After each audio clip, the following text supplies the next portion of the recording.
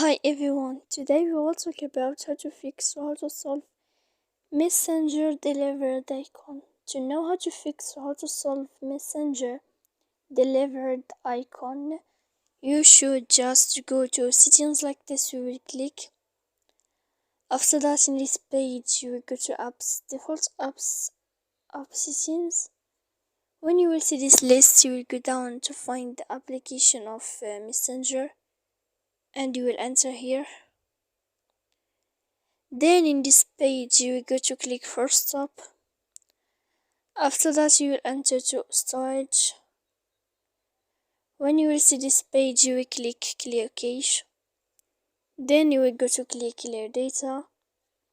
And after all that, when you will end this, you can turn off your phone. So please don't forget to support us by like and subscribe. See you next time.